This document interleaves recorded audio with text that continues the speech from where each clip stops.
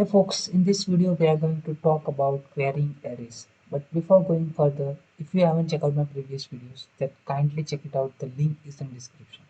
So without further ado, let's start the video. Now let's take an example and understand this concept. So you can see here we have data and each data is containing genres in the array form. So let's say I want the data db.books. Let's say books.find books.find, and let's say I want the data which is containing, let's say, fantasy fantasy in the genres array. So let's provide here let's say genres, and let's say fantasy. Let's enter, and you can see we have three data. You can see here first is containing fantasy and mystery, second is containing fantasy and mystery, and third is containing only fantasy. So now let's suppose I need this data only. So let's say I want only data which is containing only fantasy in the array, not mystery or not any of them.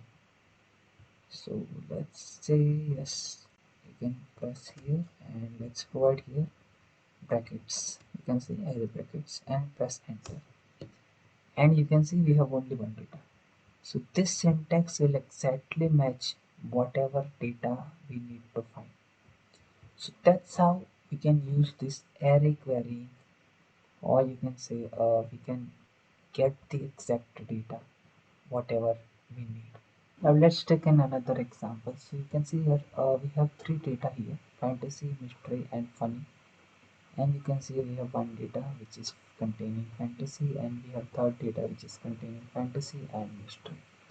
So let's provide here those previous queries. So just press here. You can say I need fantasy and mystery which is contained by our database. Press enter, and you can see we have two data which is containing fantasy and mystery. So now let's suppose I check no, let's say I want to check fantasy, which is already said. Yes, we have to provide here funny. So let's say funny and press enter. So you can see we have the data which is exactly containing the same information which we have provided here. So that's how we can use querying in the array in MongoDB. So that's it for this video. Thank you for watching. Bye bye.